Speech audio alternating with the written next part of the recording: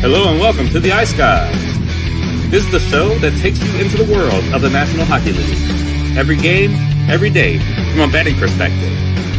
With pro sports handicappers, Ian Cameron, Alex B. Smith, and various guests from the world of hockey and sports betting.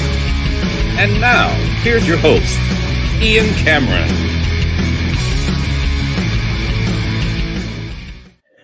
Welcome to the Ice Guys, Wednesday, October 15th. Ian Cameron, Alex B. Smith, and it's Wednesday, which means Perlo is on with us every Wednesday on the show, and we're ready to break down a four-game NHL slate. Yes, this card might be light in volume, number of games, but some good matchups on the board, still some good betting opportunities, so we will get to that in just a moment. We'll recap, as we always do, though. We'll start the show with looking back at last night.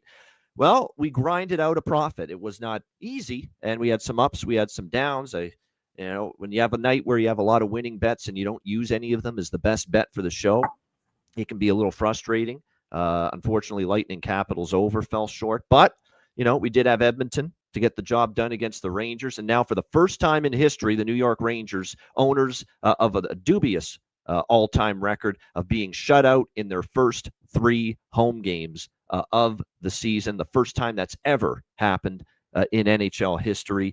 Just unreal how the puck is just not going in for the New York Rangers. And what's funny is that they've had chances, they've had opportunities. In the last two home games, they've generated certainly some chances and had some good looks in the last two home games in particular against Washington and Edmonton. But the puck's just not going in for them right now. So, but Edmonton, solid effort. Stuart Skinner was very good in net as well. Had their chances, but puck not going in. And Edmonton with a 2-0 victory over the New York Rangers in that one. We saw Toronto get the job done 7-4. I wish I, wasn't so, pessimistic about this. So I still bet it. I said I have to with the two goaltenders that are involved, Justus Annunen and Caden Primo. And it wasn't obviously a no-sweat winner if you had over in that Nashville-Toronto game. And that is now, going back to the start of last year, 12 straight overs in Caden Primo starts, 12 straight games with 7 goals or more in Caden Primo starts. What an incredible trend that is. And obviously it continued last night in that 7-4 victory over Toronto. That was one of these games where with useless Annunen in between the pipes, where it was kind of like a get-right night for Austin Matthews, who got 2 goals. William Nylander had a 3-point night, 1 goal, 2 assists, 2 players that have been pretty quiet in the first couple of games of the season for Toronto against Nashville last night. So that was good to see. And shout out to our guest, who was a great guest yesterday, Patrick Murray. Excellent work. He had Roman Josi to score a goal in this game at plus 450, one of the props he mentioned in this. And he also cashed his best bet, which was Edmonton with that great price with the puck line, plus 180 at minus 1.5. So shout out to Patrick Murray for doing a great job there on the show yesterday. Toronto did a great job bouncing back from that tough loss against Detroit. Washington 3-2 in overtime against Tampa Bay. It was a back and forth type of game, but the Capitals get it done thanks to a Jacob Chychrun overtime goal. Protas and Wilson scoring for the Capitals as well. And they get the job done over Tampa Bay 3-2. Not a great start to the year for the Lightning when you look at it. Losing to Ottawa and New Jersey at home, losing last night to Washington. Their only win, they hung on for dear life against, probably the worst team they've played so far, the Boston Bruins. So it hasn't been the kind of start John Cooper's team was hoping for. That is for sure. Probably a case for game of the night has to be made for Seattle-Montreal. What a fun game that was. Exciting game. When Ivan Demidov brings it offensively the way he did last night, we see how dangerous, how lethal he can be. And obviously a 5-4 overtime win for the Montreal Canadiens in that game. Cole Caulfield turned into Goal Caulfield last night, as he often does. 2 goals, including the overtime winner.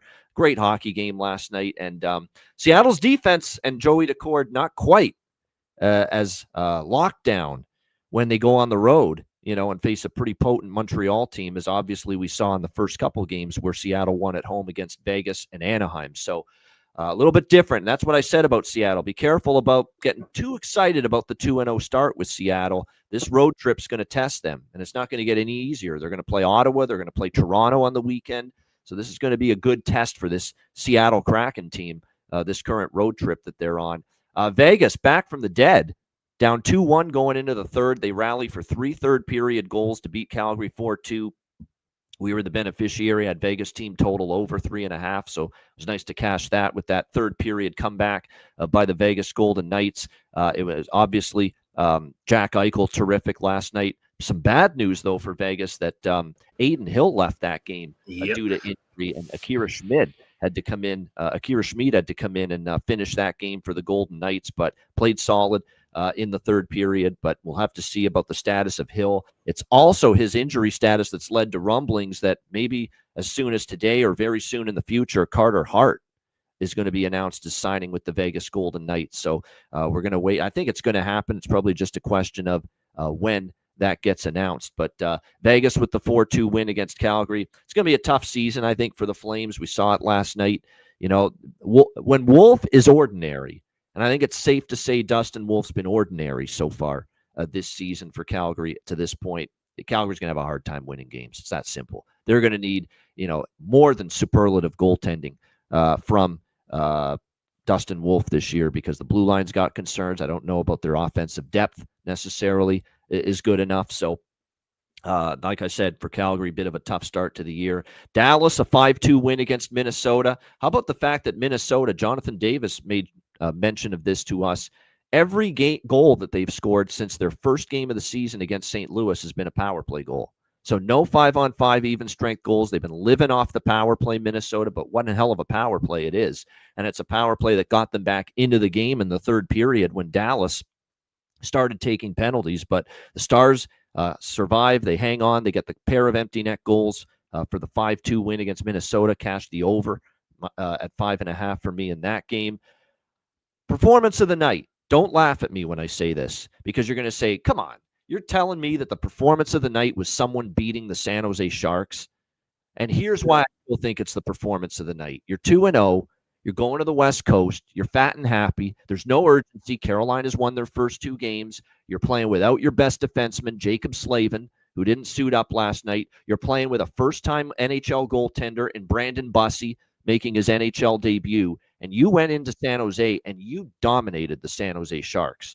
You shut them down. The shots were like 37-17 at one point in favor of Carolina last night. That's as impressive as it gets. I don't give 2 shits. San Jose's, not one of the better teams. There was focus. They stepped up without Slavin. Everybody played a good game on the back end. Gostisbehere, Miller, Sean Walker. All those guys stepped up on the blue line for Carolina. Bussi was solid in his NHL, very good, in fact, in his NHL debut. Looked solid, and a 5-1 win for Carolina. And a business trip attitude. That's what impressed me about it. We're going there. We're taking care of business. None of this crap, which we see from time to time, where you play down to your competition and the superior team lowers their level to the inferior team. That did not happen last night in that Carolina-San Jose game. And I made the quip on Twitter X. I'll mention it again here. Alex Nedeljkovic, who, of course, facing his former team in net for San Jose last night, he must have been thinking, geez, I remember what it was like when this great team in blue line made me look good. You're enjoying the benefits of that right now, Brandon Bussi. I miss those days. Something along those lines.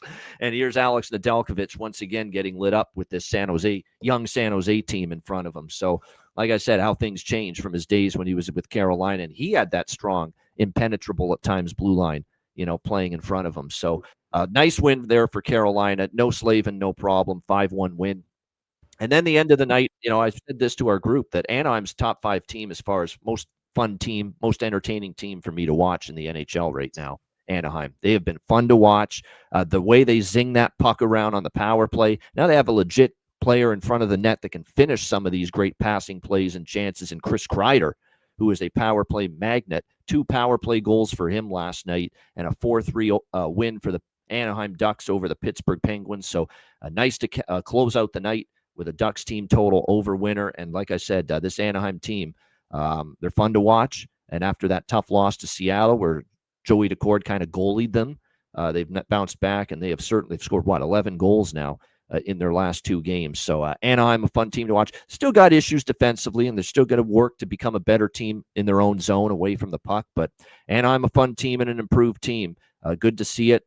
Joel Quenneville getting his first win at home. Anaheim winning their home opener. I like that Jay Woodcroft's, an assistant there. That was a nice hire by Coach Q. And they did a segment, too, during the Ducks broadcast where the Duck masks, by the way, were great. Those were really good. Henry and Susan Samueli, one of the more underrated owners in the NHL and in sports. They're very good people, it seems like. They've done a lot for the community, the Orange County area there, as far as community work, fundraising, charity stuff.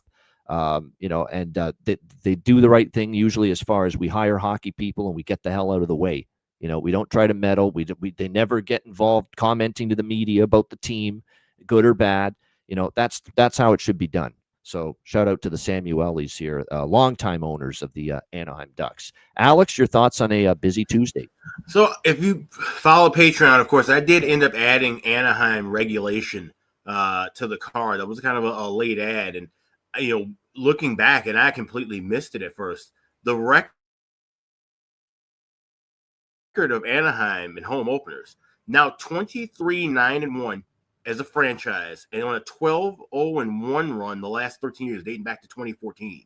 They are by far and large the strongest team to back with in a home opener. So the cash that was really nice. But like I said, just an interesting night. Definitely going to, and I'm making this note now, and I was looking at everything that's changed with the goalie charts and the power rankings. There'll be a big update tonight with both charts and rankings. Rankings don't get updated as often as the actual, of course, charts do because, of course, you have goalies injured, goalies getting moved. We had a goalie picked up a waivers today, so there's a lot of movement. And like we said, we saw with Aiden Hill being the biggest injury, and now we got to see what happens with him. Of course, if they do sign Carter Hart won't be eligible to play until December 1st, so they'll have to make some call-ups or some other things in the meantime if he's out long-term between now and December. But that's just a mess of a situation, and it's good for Vegas to at least get through and come back and get the win in that game. It's tough to deal with an injury like that when you have a star player or a key player and come out in the middle of a game, especially in the spot where, Calgary kind of had some momentum and some buzz. So for Vegas to take advantage of that and get the 2 points there, but now they got to deal with being down their number one goalie, which is not ideal for them at the moment. Looking at that Dallas-Minnesota game, that was a great call by us with the Dallas team total over.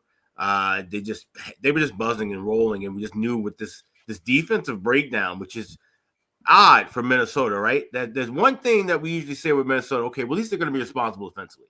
Now, the goaltending may not be the best. The offense can be streaky, but they usually, if they're healthy, play well defensively. Now we're seeing defensive breakdowns, and that's not good. And you talk about, I know, Ian, you're quite critical of John Hines, even though he did a great job last year, but just as an overall head coach of his body of work. He's not the kind of coach to be backing with a team that would have to go up and down in games, right? And the Wild aren't the kind of team that you want to bet on if they're having to win games 6-5, 7-5, because their offense has never been consistent enough to hang around. Now, that's aside from Boldy and Kaprizov, the two guys that you can seemingly bet on every night at this point with the Wild to either get a point or a goal. But the rest of the guys will still have to kind of come through, and you're going to have your depth scoring really shine if your defense is not standing up and your goaltending is not standing up. And Gustafsson giving up soft goals and rebounds that are uncharacteristic of him. You wonder, he got the money, he got the contract. Has he settled in a little too much? And, needs to kind of wake up a bit and realize, hey, you got to be a number one goalie. You still got a job to do, not just discounting the cash you got. Seattle, Montreal, the fun game, going to overtime. Right size, wrong shape. We got the draw. We were hoping for a Montreal winner in OT, but it was Cole Caulfield who got the game winner, not Juraj Slafkovsky. So close yet so far on that one, but nice to hit that draw for sure in a back-and-forth game. That's what Montreal does, right? That's a team that they don't quit. They don't give up. They're a great team to back live. I cashed a couple of next goal props in that game and actually grabbed a plus 400 money line with the Habs at one point. So that was a good game personally for me live. And just last on the list of games that I got to watch, I did watch Nashville and Toronto. Like I said, I love that Nashville team total over.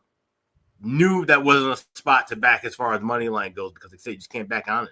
These were two bum goaltenders, and it showed. And it was funny because that game was never really out of reach for Nashville. Even when they got that third goal, fourth goal, it still seemed like, oh my God, if they keep pressuring. And Roman Josi, like I said, was a great shot that he had from the point. He had about 5 shots in that span when he ended up scoring that goal. He was determined to get one in the back of the net. So it was great for our guests to cash with that plus 450 ticket. But fun night of action, and look forward to these 4 games tonight. Yeah, no doubt. The OC prop was great from Patrick. Great call. And the goaltending was just so subpar. I mean, Caden Primo at times lost track of the puck. I mean, that one goal that Toronto scored, useless on it, and I don't know what he's doing. Like, Bobby McMahon shoots the puck, it comes right back to him, and then the slow-ass tortoise-like reaction in net from Onanen, and it's like, what are you looking at, man? And the puck came right back to him. Where the hell did you think the puck went? And he's slow reacting, and the puck beats him on the short side between his pad and the post. It's horrible goaltending. You have to stop that. That's all there is to it. You have to react quicker than that, for crying out loud, to it, and he couldn't. Of the 64 opening night goaltenders, I would rank him 64th. I think he might be the worst goaltender in the league as far as pretty good, pretty bad. He's supposed to be a little bit better than that. He's shown at times, but not enough times, in my opinion. Perlo, your thoughts on last night? Yeah, I had Montreal yesterday, and you brought up about the crack, and that's the thing. It's going to be tough on the road for them. Their defense is just not very good. Lindgren and those kind of guys like that. And when the matchups are against them, I think they're going to struggle a lot. Decord can only do so much, and especially when they're on the road, I think they're going to struggle heavy. So I'm going to be against them a lot.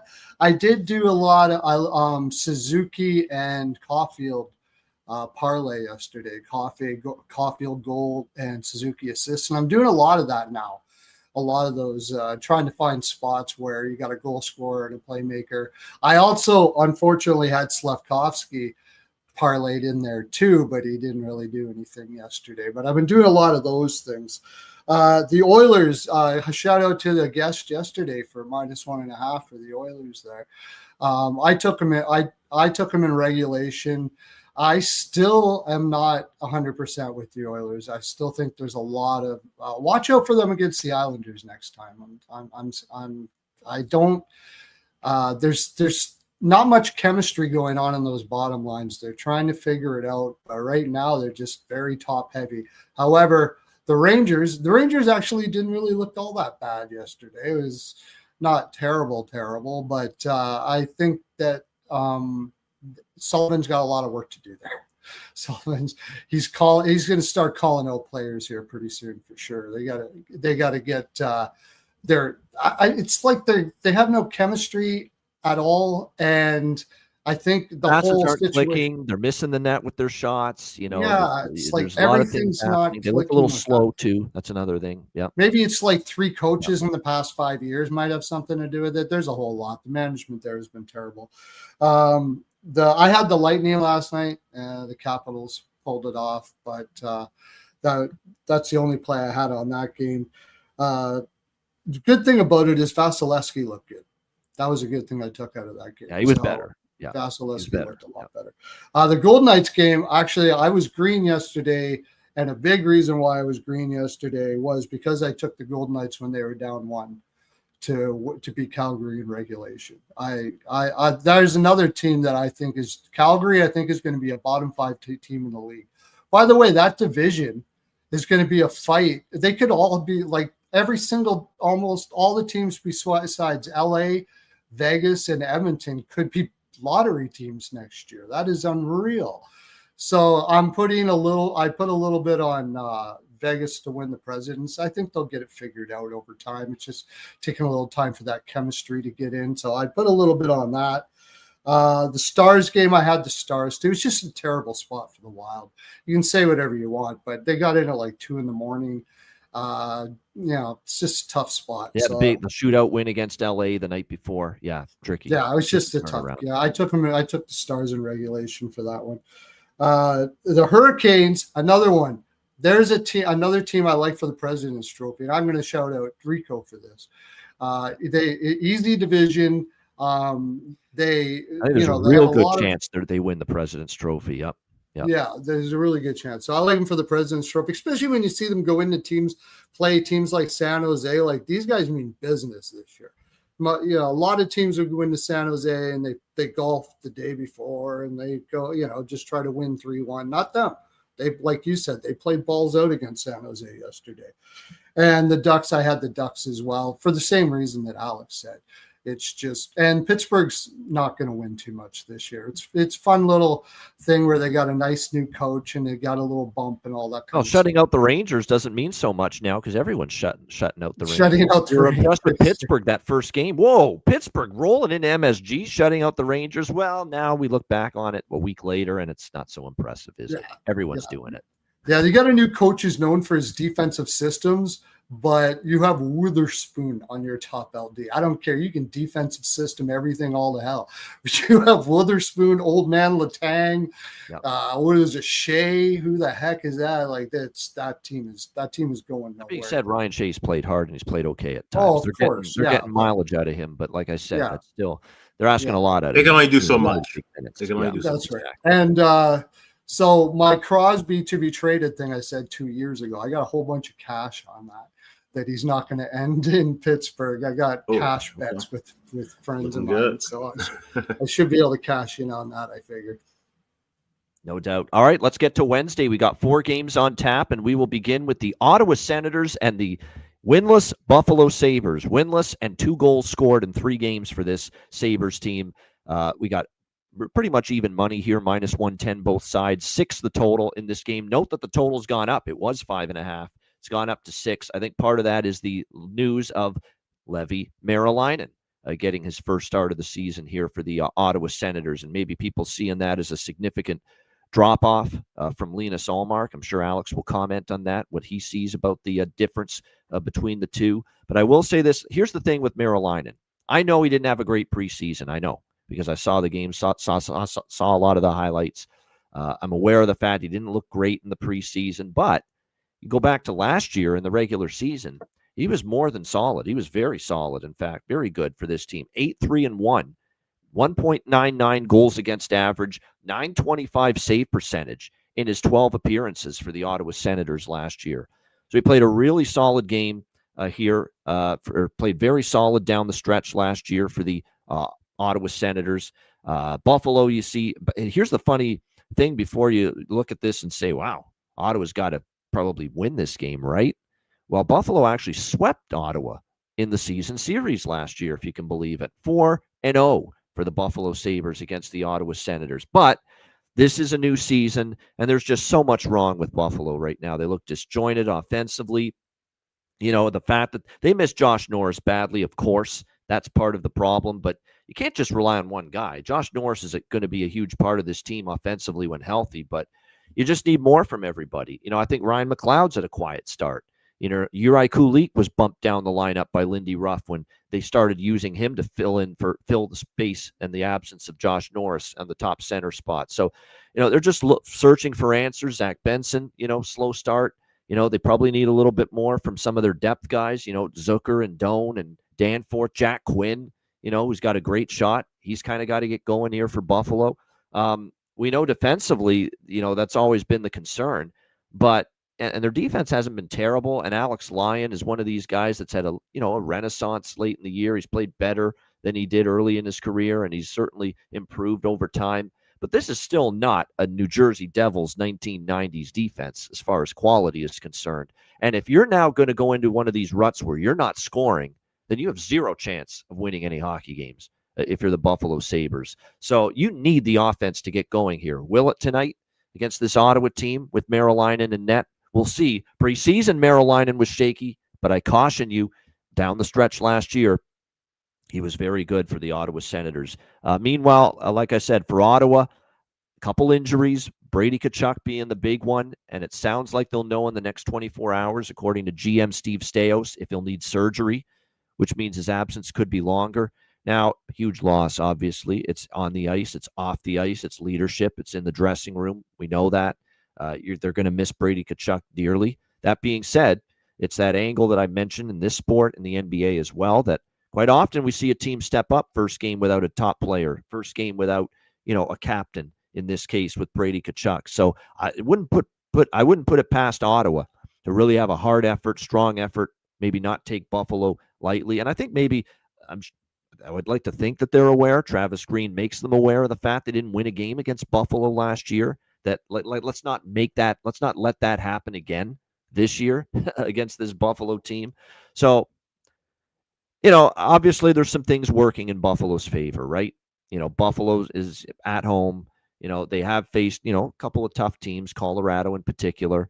But Ottawa's not coming in here, I think, thinking, we can afford to lose. You just came off a 4-1 loss to Nashville on Monday afternoon. So I think Ottawa brings an effort. And if Ottawa brings the focus and the effort like Buffalo likely will, trying to get off the schneid, I still think this price is cheap. And Ottawa's the better of these two teams. So I can't pass up Ottawa here, minus 110 here in this game. That's the bet for me. Alex, what do you think here? Sens, Sabres. You know what I always say about White Castle and Taco Bell, whichever one you choose, they're probably going to make you shit your brains out in the end. This is a draw for me, plus 330. There's no way I can back Buffalo, honestly, with money and say that they're going to win a game right now. I can't back Ottawa right now either. I just don't trust them.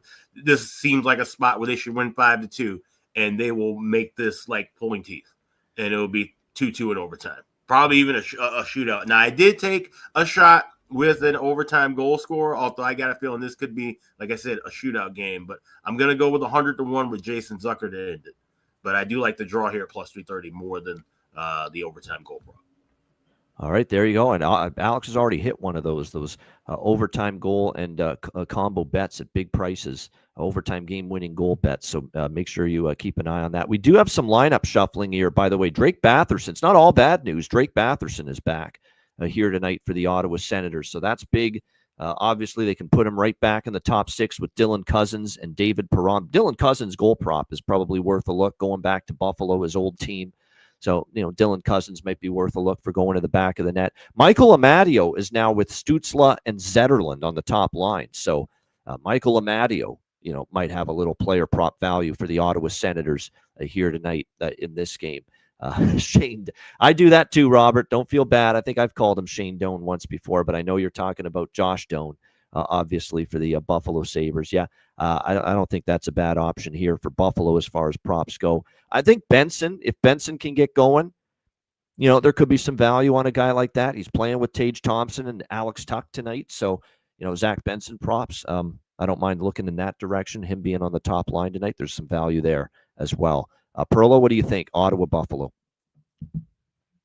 Yeah, when I took a look at their when they play against each other. First of all, last year Buffalo scored in the first period a lot. They haven't been scoring this year at all yet, but they've gone over 1.5 first period almost every time they've ever played. So I got a little shot at over 1.5 first period at minus 125.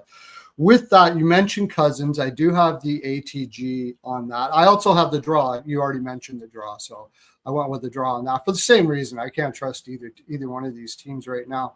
But I'm going to take Dylan Cousins ATG, and I'm going to take him to score the first goal of the game. So I think he's a little he wants a little bit of revenge on Buffalo here. Not because he didn't want to leave, but it's just sort of the way he left was kind of like, I have a feeling he asked to leave, and now he wants to come back and just put it down their throats even more. I just think he had problems there. So I'm going to take him to score the first goal of the game. And I got Stützle over shots plus 126. I got Cousins for a goal and Sanderson for an assist plus 470. And I got Sanderson over shots. But like you, neither one of these teams are scoring right now. I'm going to be, if that over 1.5 comes in, I'm going to be betting the under for the rest of the game after that. I think it settles out, and I think we see a draw. Yeah, and sometimes when two teams aren't scoring, it stays that way. And then I've also seen on occasion sometimes when two teams aren't scoring and then they play each other, it ends up being 6-5. So interested to see how this one plays out. That's why the total for me, it's tough, right? They haven't always been overs, by the way, lately, full game, that is, with these two teams. Each team's scoring right now, so it's hard for me to trust a total either way, over or under, but I'm sticking to the side here. Pinto, yes, I'm of course. I shouldn't Pinto. Right. Pinto. If I'm betting him to score a goal, obviously I am now. He finally had a game where he did not score the last game against Nashville, but he had scored a goal in every game prior to that. So, yes, I am still looking toward Shane Pinto here as far as finding the back of the net is concerned in this game tonight. All right, next up as we continue along here on this Wednesday slate, it is the first game of tonight's TNT Wednesday night doubleheader. Florida, Detroit. Florida minus 140, road favorites, 5.5 the total. Lord Gambler, the hockey gods, whatever you want to call them, they are going to make life miserable for the Florida Panthers, apparently, to try to pull off this three-peat as Stanley Cup champions. They've already lost Alexander Barkov. They've already lost Matthew Tkachuk, although he will be back at some point later this season. And now, of course, Dmitry Kulikov is now ruled out for the next 5 months due to surgery that he's got to undergo. So, the hits just keep on coming from a injury standpoint here for the Florida Panthers. So the depth of this team continues to get tested. Already without Barkov and Tkachuk up front, now Kulikov. The good news is, don't panic if you're Florida. You're going to miss Kulikov, but Forsling, Ekblad, Mikula, Jones, the veteran Jeff Petrie, and guess who slides in for Kulikov? Uvis Balinskis. And I say that because this guy's played a ton of games for Florida. He's played playoff games for Florida. This team's amazing in that, they're going to miss Kulikov, but Balinskis, the Latvian, can come in there still and play solid for you. And he's played solid for you on the back end, in the past. So it's just amazing the embarrassment of riches this Florida Panthers team has as far as their depth is concerned, that they can put in a guy that's played a ton of games for them on the back end. So, it's not the crushing loss that maybe it is for some other teams. And now up front, there's some shuffling going on. We've got, obviously, with the injuries, Paul Maurice has been tinkering with Bennett with the top two lines. Sometimes he's had Reinhart up there. He's moved Bennett up between the first and second line. Brad Marchand's been a pretty regular fixture early in the year on the top line, but looks like getting his first significant look on the top line is Mackie Samoskevich here tonight for the Florida Panthers. Return of the Mackie Samoskevich getting his opportunity here as far as the opportunity to be on that top line. Looks like he'll be with Bennett and Marchand, Kuhlman, Luostarinen, Lundell, and Reinhart. Could be a really good line offensively for them still. We know Luostarinen and Lundell last year in particular, how they stepped up their game offensively on that side of the equation. Florida looking to bounce back from their first loss of the season against Philadelphia. They're often a team I don't love fading off a loss, so we'll see if they bounce back here. Detroit, meanwhile, ever since Todd McClellan ripped the hell out of them after that Montreal debacle, they go and beat Toronto 2 in a row. Now, let's be honest, the Monday game they shouldn't have won, 3-2 on Thanksgiving afternoon. That Cam Talbot pretty much stole it. It was as good as you'll see Cam Talbot play. And Cam Talbot has been rewarded for that great performance against Toronto on Monday because he's back in net here tonight for this game. But how many times have we said this about Talbot? One great game, one superhuman game in net, not so much the next time we see him. It's been a pretty big consistent with Talbot in the past. I always worry about that. When I see Talbot have the kind of stand on his head game that he had against the Leafs on Monday, I don't always trust him to duplicate that. And oftentimes I don't trust him to come even close to duplicating that. So I'm going to sprinkle. This is not a strong bet. Let me stress that. But I'm going to dabble in a Florida over 3 team total here in this game. And again, at 3.5 at plus money, it's a really good plus price. But how about a 3 instead at around minus 115? A little less, over 3 at minus 115. Pretty good price, just in case if they score just 3, you get a push. I think that's the way I would play it. Florida off a loss. I expect focus from them coming off that game. Detroit, back-to-back wins against Toronto, playing well, no doubt. But Florida, one of those teams, even with the injury to Kulikov now and already missing Barkov and Tkachuk, I think they still could win this game. But I don't want to lay minus 140. I like the over 3 option better, minus 115 here. Alex, what do you think? Panthers, Red Wings. So like I said, it's a Panthers team that, the injury bug's nipping them hard. But at the same time, they have so much depth. And we've talked about this, like I said, going back to last year. Guys who they were trying to struggle to figure out who to play, they're now getting playing time. So like I said, a Balinskis getting into the rotation and getting into the mix, that's completely fine. And this is a Detroit team that, like I said, they have some firepower, especially at home. This is going to be a good back-and-forth game. So I like that over 5.5. I grabbed that at minus $1.24. Now, of course, you're seeing $1.30, $1.35, and a lot of sixes. So I would suggest if you see anything higher than $1.30, wait and try and grab a better price in game. But I also think Florida can win this game here. Like I said, this is a team where that next man up mentality has rung through, especially coming off of a loss. So I'm going to go with Florida tied to the over 4.5, just like I did last night with Washington that came through. Go plus 115 with Florida money line and over 4.5. And then I have a separate bet on over 5.5. All right, there we go. And yeah, obviously, as far as props, by the way, Lucas Raymond, big loss for Detroit, out for this game tonight for the Red Wings. So there's a couple of value. Casper, the friendly betting ghost, of course. Don't even have to say it. Here's a sneaky one. JVR's actually scored multiple games this year for the Red Wings. I know he's down on their fourth line, but don't sleep on this guy here so far this year with James Van Riemsdyk. So actually he only got into the one game and he scored in it against Toronto. Sorry, it was just the one game. But like I said, still plus 510. I mentioned Casper. Mason Appleton is on the top line. He scored against Toronto the other day. There's probably some value on Mason Appleton playing in that top line with Dylan Larkin right now. And then for Florida, as I mentioned, there's no prop as far as value is concerned that I like more than Mackie Samoskevich, with him getting that opportunity alongside Bennett and Marchand on the top line. What do you think here, Perlo? Florida, Detroit. You guys made a lot of great points there. I didn't even think about the Florida over 3. I think I like that one. Appleton up there on the top line is good. And of course, I will take Samoskevich. I did not know he was going to be in there. But my take on this is, believe it or not, I actually think this is a letdown game for Detroit. You do 2 monster wins against Toronto like that, and they didn't really deserve the last one, and they know that, but they're still going to be up on a super high. And there's one thing that Florida, I think Florida, if there's one team they hate more than Tampa Bay, is probably Toronto. And now they're going up against a Detroit team after a loss against Philadelphia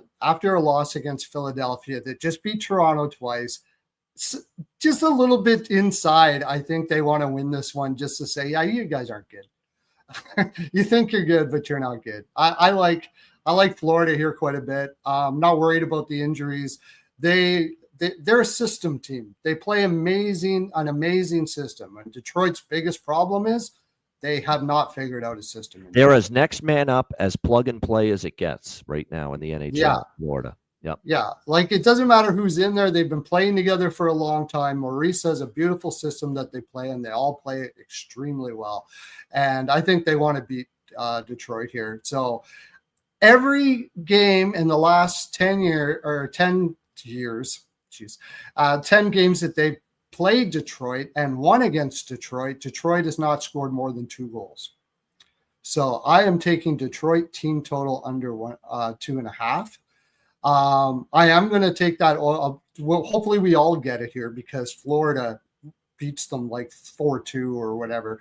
We get the over 3, we get the team total under, and we get the over 5.5. So I'm going to put a little bit on Florida on the puck line here. I really think they want to take care of Detroit. And without Raymond in there now, not just because he's that good, now you're talking about a whole new line that hasn't played against each other very much. It's hard. There's no, the chemistry's all off. And I don't see anything in their lower lines except for Van Riemsdyk that just got on a bit of a roll that is going to be able to score for them. So I think Florida is going to take this one. They have New Jersey the next day, and I don't think they care about New Jersey so much. This is an opponent within their division.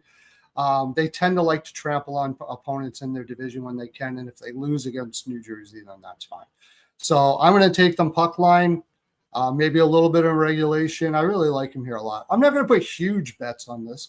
I haven't been putting huge bets on anything much early right now because I usually don't until I start getting better data.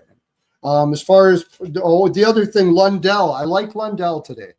I think Lundell, it's a good step-up game for him, and you can get him at plus 360.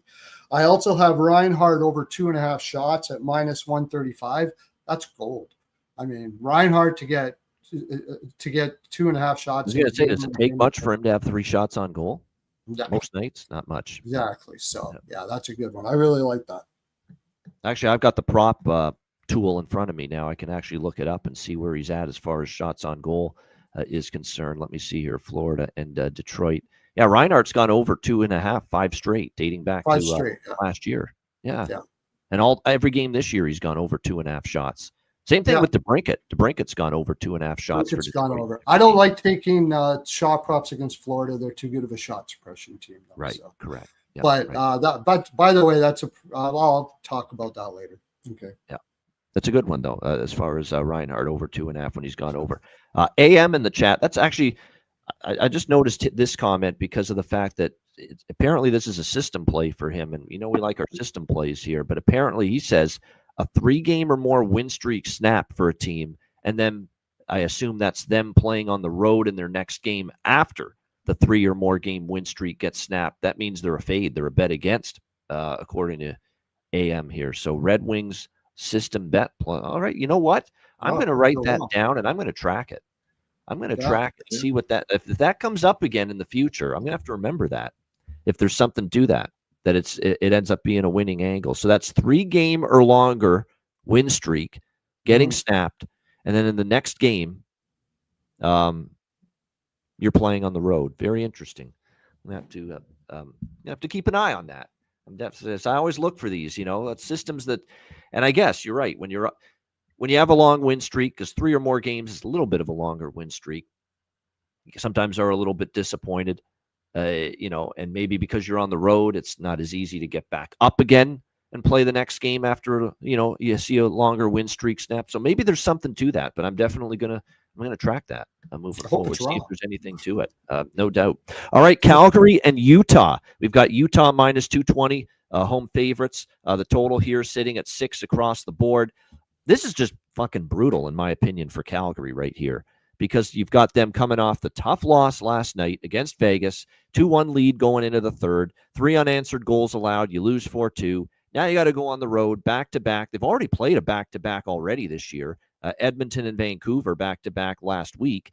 Then they played Saturday, and now you're going to play Tuesday, Wednesday. So you're already in a situation now where this is your 1, 2, 3, 5th game, in about a 1-week span, to begin the season for the Calgary Flames. That's not easy, to have that many games this quickly early in the season. And now because it's also 5th game in such a short 1-week span and a back-to-back and an altitude, thin air. Going to Salt Lake City, Utah here. Oh, and this just happens to be Utah's home opener this season at the Delta Center as well. So very, very tough spot here for the Calgary Flames against this Utah Mammoth team. And you got a Utah team that's coming in here off a tough setback against Chicago in their last game. So you would expect them to be ready to go.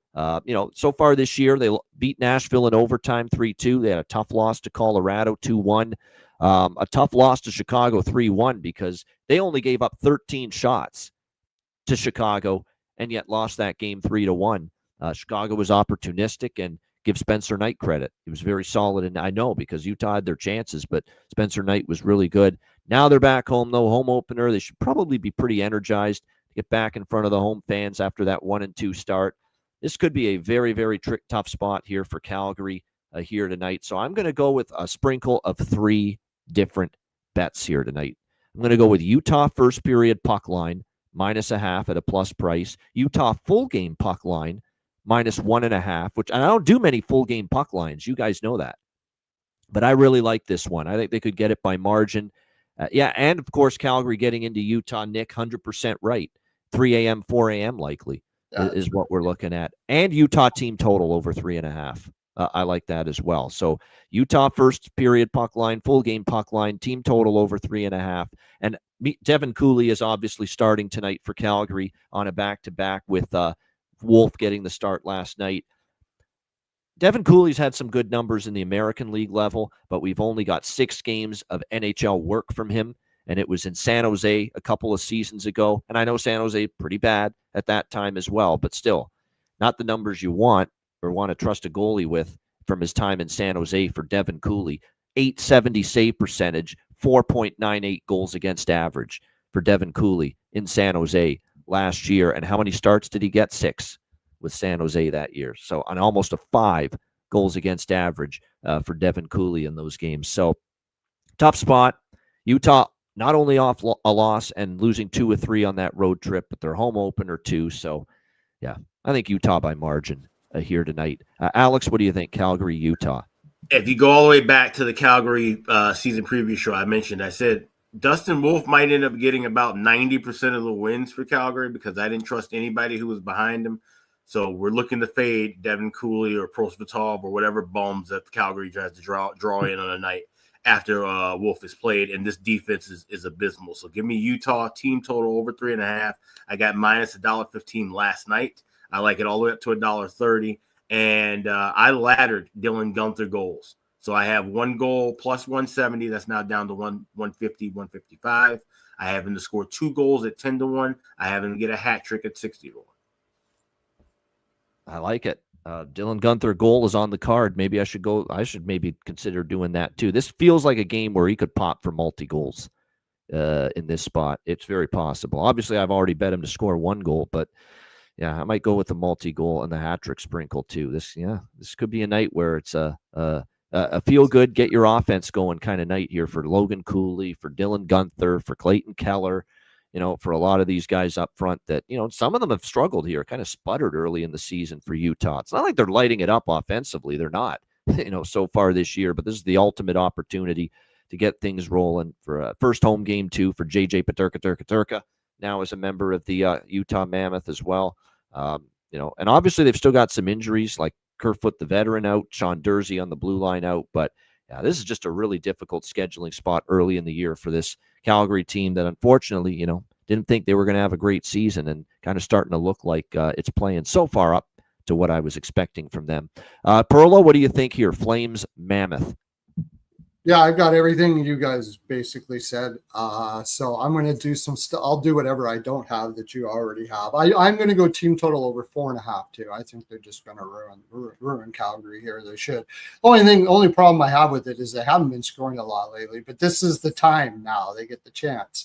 With that in mind, I'm also going to take Guenther to score in the first period at plus 600.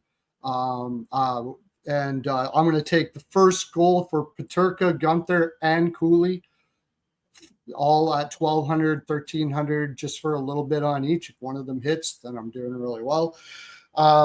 And I'm going to take Guenther for a goal and Cooley for an assist at plus 390, reverse it for plus 440, and do the same thing for Peterka. And that line should be able to get tons right there. So just parlay all that whole line and you can get plus 490, plus 440. You might hit all of them. I've been doing a lot this year, like with Minnesota, with the Rossi, Kaprizov, and Boldy line. That's been hitting really well for me. So I'm going to do that here as well. Is there anything else I didn't know? There's only one thing I will say for Calgary. Anderson, and you don't have to do it today because it's probably going to be a struggle for them, but Anderson over 1.5 shots at minus 142, that is a year-long play. So I'll just tell you that right now. You can hit him. He hits 9 out of 10. He did it all last year. He's already doing it this year. Anderson for Calgary over 1.5 shots. And the beautiful thing about him is he never gets 5. He never gets 4. So it never gets juiced. And you're sitting at minus 120 to minus 140 the whole time. Just keep on playing that all along. So, yeah, no doubt. This could be one of these games too, like Jack McBain. I'm looking for some, Carcone maybe, Krause. Yeah, you could get creative. Some stuff. This is get your cookies night. Get off the Schneid night. In my opinion, that's a good idea for a lot of these. Maybe Utah Barrett Hayton might actually score. Yeah. Also, I forgot. I did take Utah to score 2 goals in the first period too. Yeah, Barrett Hayton too. Yeah, all these guys. Cooley. Yeah, Krause, McBain, Carcone. Get creative. You could be going. You could be seeing some of the depth guys scoring tonight too for Utah. I might even dabble in an alternative team total tonight for Utah, like go 4.5 or even a nice plus price. Yeah, I did. Yeah, I took it. Yeah. Just feels like a very difficult. 3.5 forward MGM. And then you top it off all off. And Calgary, I think, is clearly seeing that this is a rebuilding team right now. They got a bunch of veterans on there. Like, this is not, their heart's going to be not in it as much as possible right now. So the 2 games in Utah last year, by the way, between the Flames and the Mammoth, well, they were the Utah Hockey Club last year, but they're the Mammoth now. 8-2 Utah over Calgary last year when Calgary made their 2 visits to the Delta Center. The combined score was 8-2. One game was 5-1, the other was 3-1. That might be the final of the night. There you go. Yeah. So 8-2 for Utah. Combine those together. Yeah. Just keep on live betting that game over.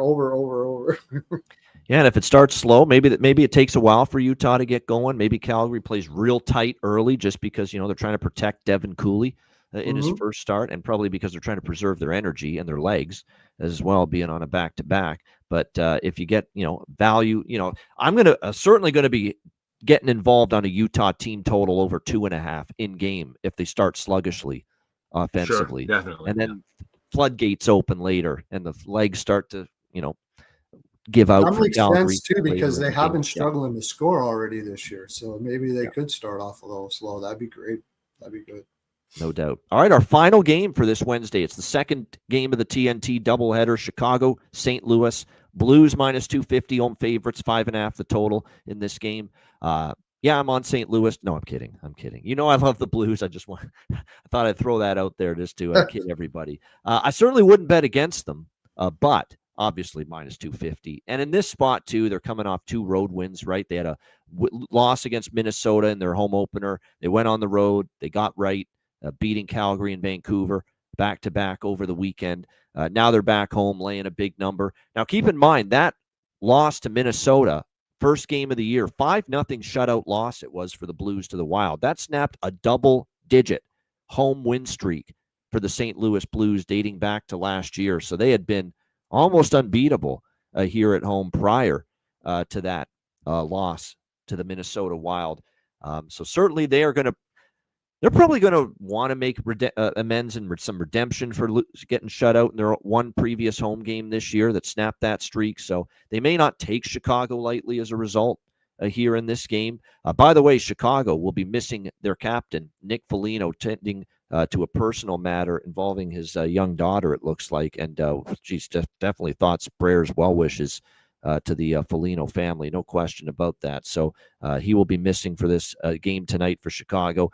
Good news for Chicago is they enter this game with a little bit of momentum and a little bit of positivity, positive vibes, maybe a little pep in their step. Their first win of the season, 3-1 against Utah on Monday night. I know Jeff Blashill said this team wants to be great in the postgame with some of his comments, saying that the work ethic's there. This team wants to get better, wants to be good. He even said it, not just good, they want to be great. So some interesting comments there from Jeff Blashill saying, the team's putting in the effort, in the practice, at practice, on the ice, in the facilities, as far as training regimen, all that, to be a better hockey team this year. And to be honest with you, I think I certainly agree with a good chunk of what he said, because if you look back, and I've said this before on the show, the Florida game, they could have won.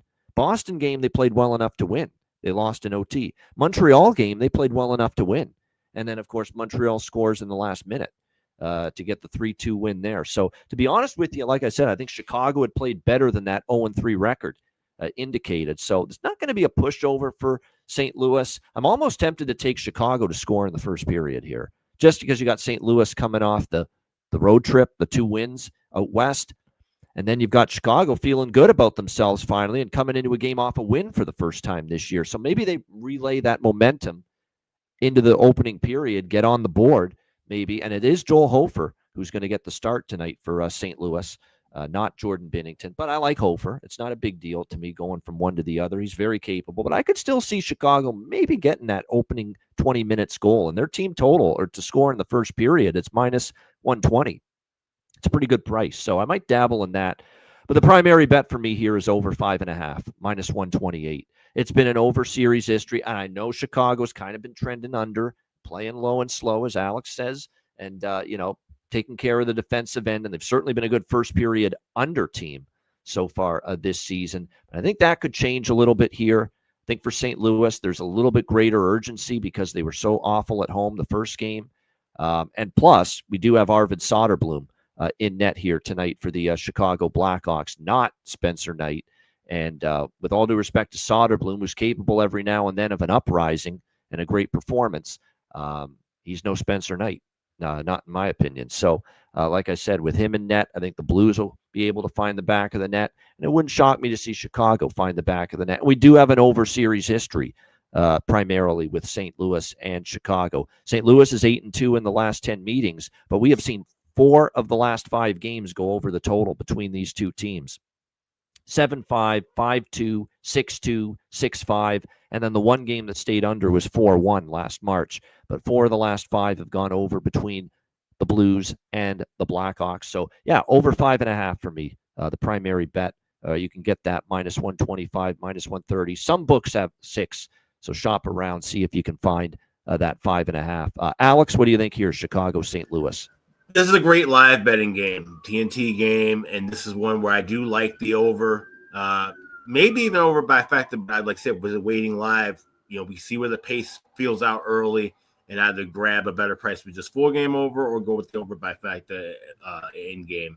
This is a spot where I really wanted to bet Chicago at plus 200, plus 190. I was hoping that it would be a Spencer Knight start.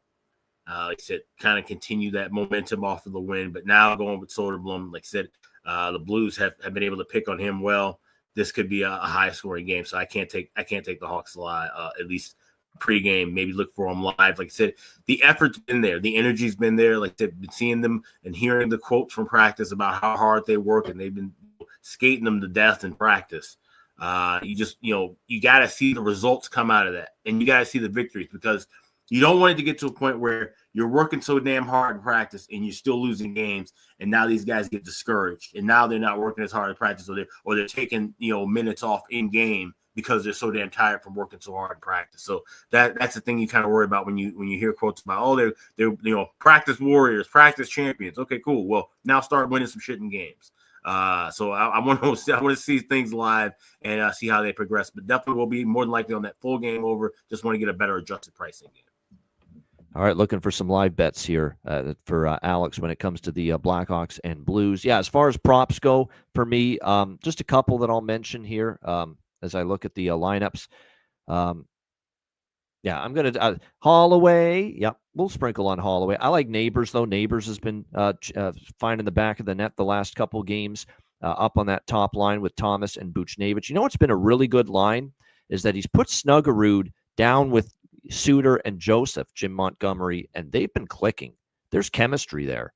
I've seen it now. I mean, this is now a couple games. They've looked really good as a trio, that line. Matthew Joseph, Jimmy Snuggerud, and Pius Suter for the St. Louis Blues. So Snuggerud and Suter, certainly interesting me as far as value props on the St. Louis side of things here tonight. And then for Chicago, Burakovsky is still with Bedard. Colton Dock is there as well with Connor Bedard. So both of those, offer up some good value. I mean, I don't even need to say Frank Nazar anymore. He's a threat most nights. But I think if you're looking for even greater value, Nazar obviously could certainly come through tonight, but and cash in and produce. But Burakovsky and Dock, flanking Bedard, definitely some value with both of them tonight.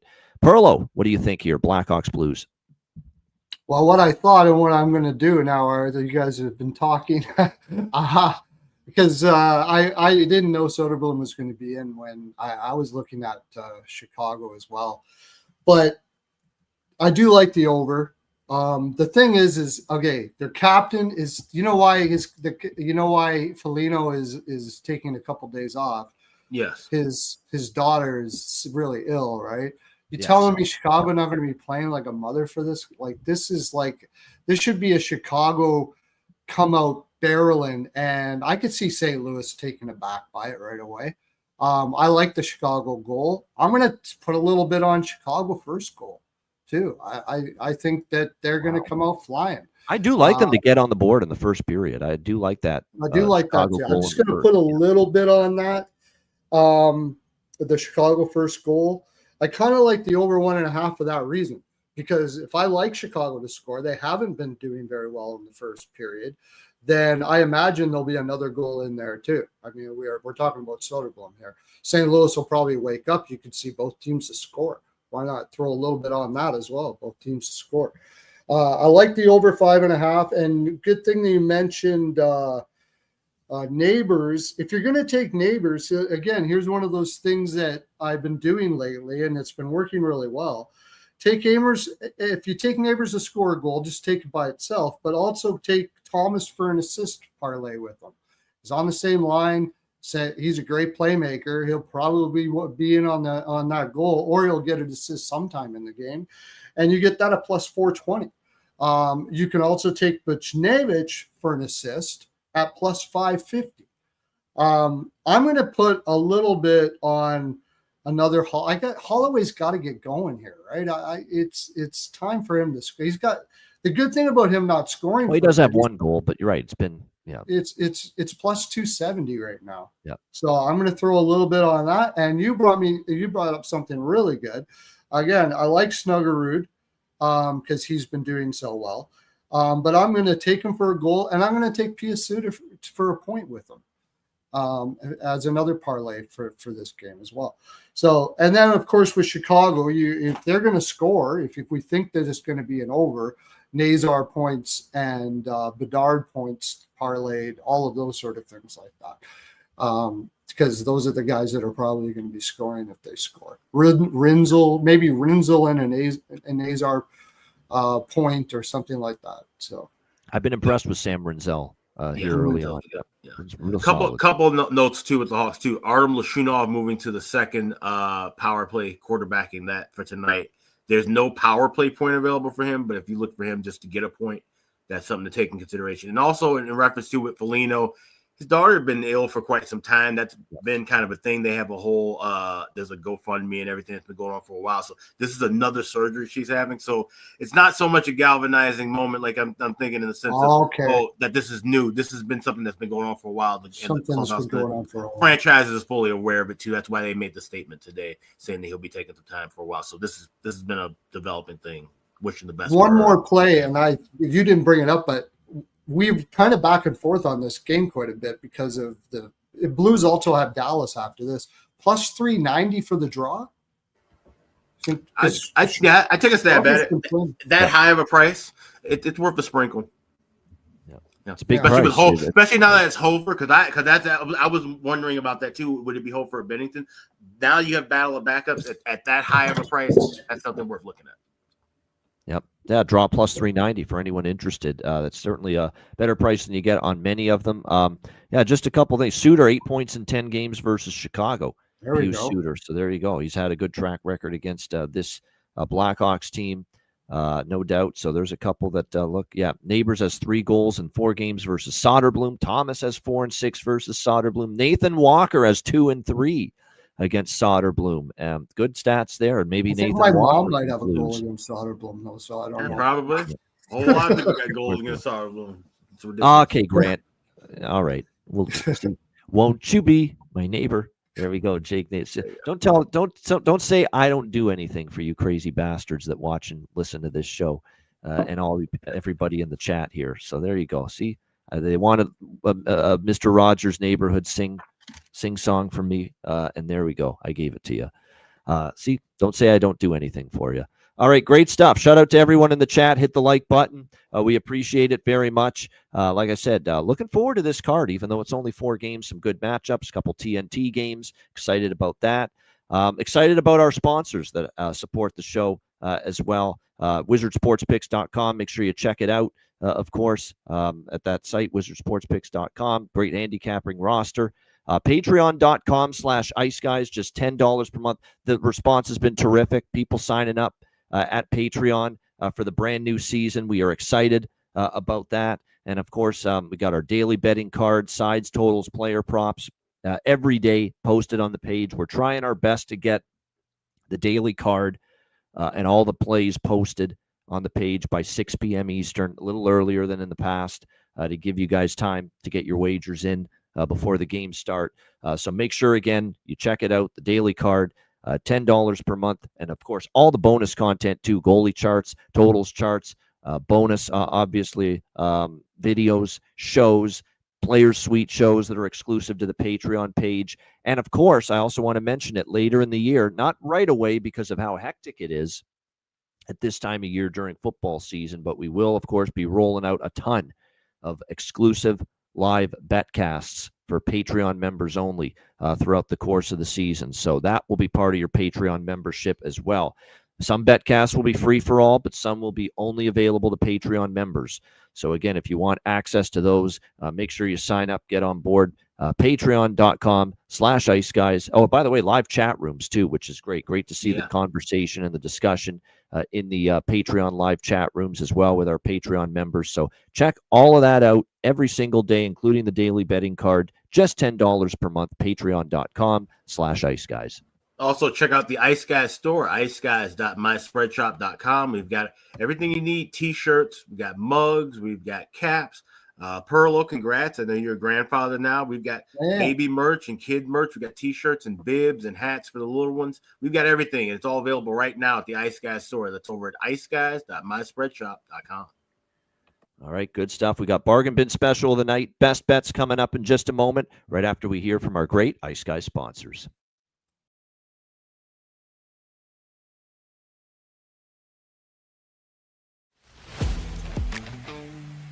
Wizard Sports Picks, featuring the finest handicappers in the universe.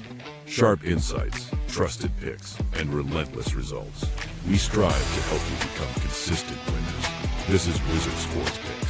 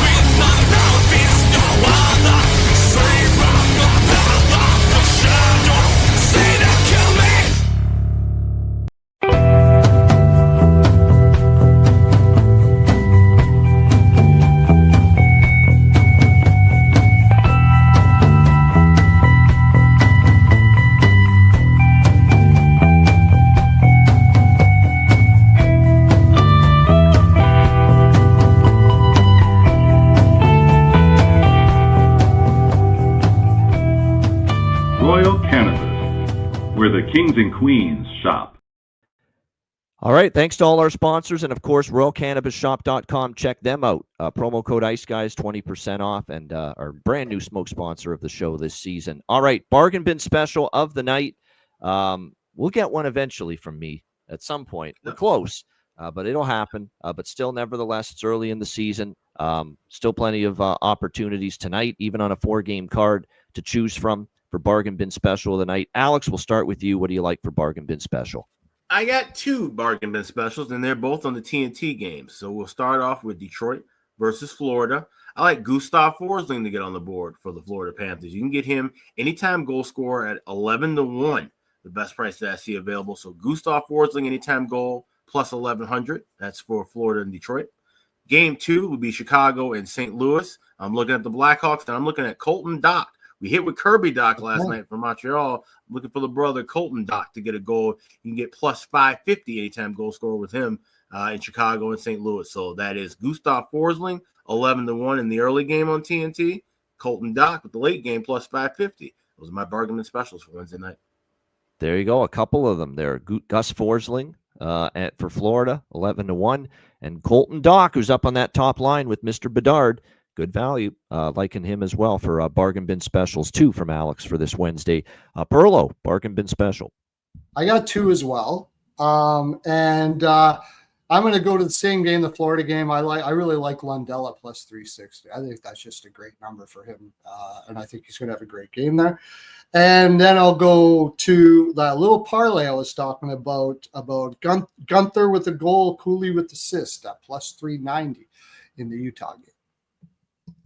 All right, my Bargain Bin Special tonight is going to be He's up on the top line with Bennett and Marchand, Mackey, Samoskevich. Return of the Mac. Mackey, Samoskevich, plus 325 to find the back of the net tonight for the Florida Panthers. That'll be my bargain bin special of the night. All right, best bets for this Wednesday. Alex, what do you like for best bet?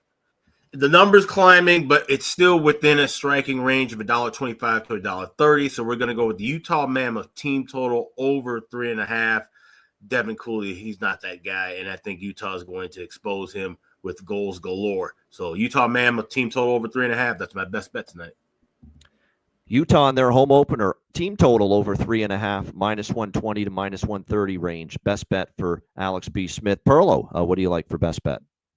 I've got two, if you don't mind, and that was going to be one, but I also I really like the Utah puck line first period, so I'm going to take that at plus money, and Reinhart over 2.5 shots, because I'll be floored if he doesn't get over 2.5 shots today at minus 135.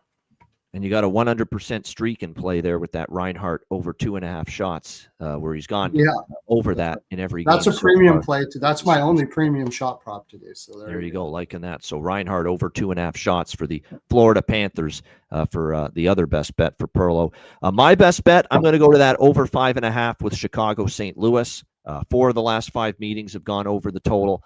We're getting to 5.5, a good number. Blues have been scoring goals again the last few games, and Chicago might take some confidence with them that they finally won a game. And the Blues just might be a little bit sloppy in their own zone tonight coming off the road. And Hofer and net, I like Hofer. Still a bit of a drop-off from Binnington. Maybe not as much as some people think, but I think back and forth, both teams can find the back of the net tonight. I don't trust Soderblom. Soderblom has been lit up by St. Louis in the past, so I think both teams get enough goals and contribute enough to send the game over the total. So Chicago, St. Louis over 5.5, minus 130 for my best bet here for this Wednesday NHL card. Shout out to everyone in the YouTube chat. Hit the like button on the way out. Appreciate it very much. Yes, we did mention that during the Florida-Detroit game. There is no Lucas Raymond. Yep. We definitely got that out there to everybody. That big loss, obviously, for the Red Wings. All right, a reminder, the Ice Guys is live 7 days a week, Monday to Friday, 2 p.m. Eastern, Saturday and Sunday, noon Eastern. If you can't watch the show live, download the Ice Guys podcast in audio form on all major podcast platforms: Google Podcasts, Apple Podcasts, Spotify, Stitcher, iHeartRadio, Amazon Music, and more. Download the Ice Guys podcast when you can't watch the show live. For Alex B. Smith and Perlo, I'm Ian Cameron. Have a great Wednesday night. Enjoy the games and good luck. And we will be back with you tomorrow on Thursday, 2 p.m. Eastern, for another edition of the Ice Guys.